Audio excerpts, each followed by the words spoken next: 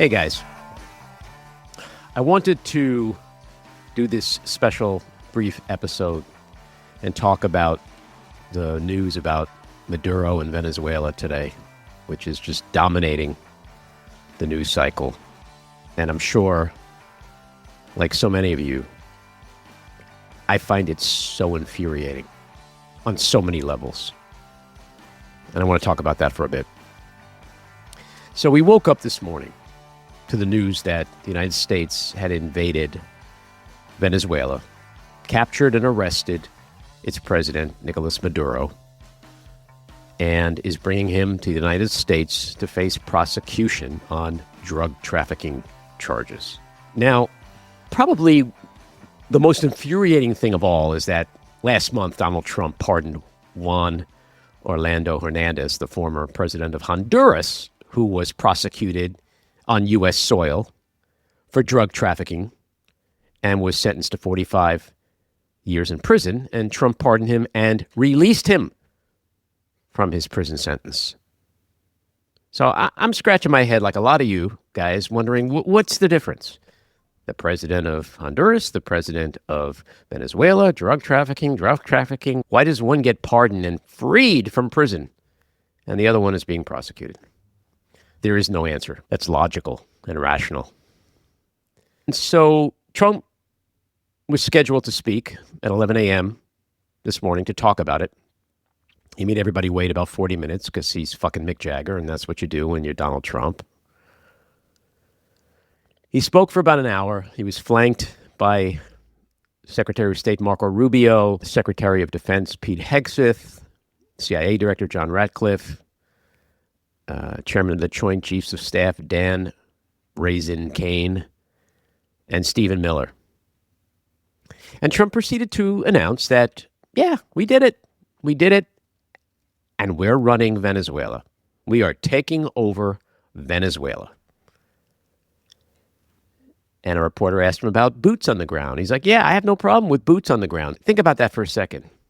There might be U.S. soldiers on the ground soon in Venezuela. For what? I'll get to that in a minute. But there's no plan. He was repeatedly asked by reporters about a plan. There's no plan. There is no plan. Who's running Venezuela? The guys behind me, he said. These guys. So who's running Venezuela? Who the fuck is running Venezuela? But let's just walk back history a little bit. Donald Trump promised no regime changes. He lied to Congress and the American people. He lied to MAGA, his faithful base. Throughout 24, when he campaigned, it was all about America first. America first. What happened to America first? What happened to no more wars? What happened to taking care of our own? What happened to all of that? This was supposed to be about drugs, about fentanyl, about cocaine. Well, interestingly, in the 35-page indictment of Maduro, there's not one mention of fentanyl. And why is that? Because fentanyl doesn't fucking exist in Venezuela. You know where fentanyl comes from? It comes from China through Mexico. What about cocaine? Right? Cocaine, that comes from Colombia, but that's not even sent to the United States. That goes to other parts of the Western world, Europe. This isn't about drugs. If it was about drugs, how come we're not raiding and taking over Mexico? Because that's where the fucking drugs come from into this country. This is about oil. He said it during his address. He's bringing in U.S. oil companies, and they're going to make the oil industry in Venezuela better, and the money is going to be growing like crazy, and we're going to give money to the Venezuelans, and we're going to give money to the Venezuelans who are in Florida who had to flee the country, and everybody's going to get rich. You know, when Donald Trump says everybody's going to get rich, you know what that means? It means Donald Trump is getting rich. This is about fucking oil. Just think about what America just did. It literally went into another country, arrested its president, is bringing him to the United States for prosecution, and is taking over. It's going to occupy that country. Not one word of this was mentioned to Congress, or did they seek Congress's approval? Marco Rubio was asked about that. And he said, yeah, no, we couldn't inform Congress because this is a very secret mission. Yeah, you know what? When Marco Rubio was senator, if President Obama and President Biden had fucking said that, no, we're doing this, but we can't tell Congress, his fucking head would have exploded. This is the most corrupt, illegal, un-American thing I have ever seen a U.S. presidency do. It is astounding what we're witnessing right now. But I want to ask MAGA, how does any of this help bring down inflation? How does it reduce your grocery bills? How does it get you better, cheaper health care? How does it reduce your auto insurance premiums, the clothes you buy, the toys you buy for your kids? How does it help your lives? What does this do for you? How does this fulfill Donald Trump's campaign promises? How is any of this America first? How is any of this no wars? Donald Trump has done nothing but obsess about foreign policy since he took office. He wanted to take back the Panama Canal. He wanted to annex and make Canada the 51st state. He wants to invade and take over Greenland. He struck Yemen. He struck Syria. He struck Iraq. He bombed Iran. He struck Nigeria. He's bombing alleged drug boats in the Caribbean. He spends so much of his time fixating on Ukraine and Russia, a war he promised he would fix day one because he said his pal Putin wants to do it for him. He spent so much time on Israel and Gaza on a ceasefire that is so fragile it's about to pop any minute.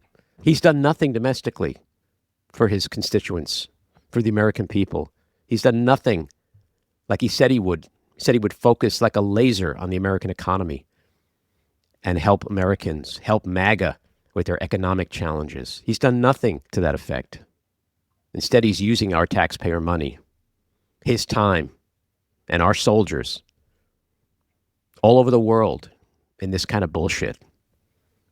And in the meantime, inflation continues to rise. Unemployment continues to rise. The economy is struggling. Americans are struggling. MAGA is struggling. The silver lining in this, if there is one, is that I think this action in Venezuela with Maduro and what lies ahead will prove to be the final nail in the Republican Party's midterm coffin. But the big question is, what will congressional Republicans do now? Will they do anything? Will they grow a pair of balls, or are they just going to sit by and watch Donald Trump usurp their power yet again, render them irrelevant and useless? Will they do anything to stop him, or are they just going to watch him steamroll over them again as their hopes for the midterms next year just continue to flush down the toilet? And what about MAGA? I ask MAGA, are you ever going to get angry at Donald Trump to the point of abandoning him for breaking all of the campaign promises he's broken to you? All the lies. Are you ever going to get pissed off enough? You know, watching Donald Trump's address and listening to Hegseth and the rest of them speak, all we heard was shock and awe. Mission accomplished. We'll be greeted as liberators. We're going to make Venezuela a great democracy. These damn fools are now saying the same things about Venezuela the Bush administration said about Iraq. Iraq. Remember Iraq? 9 years, $728 billion, 4,500 U.S. soldiers killed. And now we are running Venezuela with no plan. It's like that old Pottery Barn rule. You break it, you own it. We now own Venezuela, and we are about to fuck things up royally. This episode was produced and edited by me, Andy Ostroy. It was co-produced by Matty Rosenberg and Jen Hammoud for Radio Free Rhiniecliff, with additional editing by Matty Rosenberg, music by Andrew Hollander, and graphic design by Cricket Lengyel. And with a special thanks to our sponsor, The Epicurean. Again, thanks for listening. Please rate and review wherever you get your podcasts, and subscribe to the Backroom with Andy Ostroy YouTube channel, where you can watch full videos of our interviews. See you next time.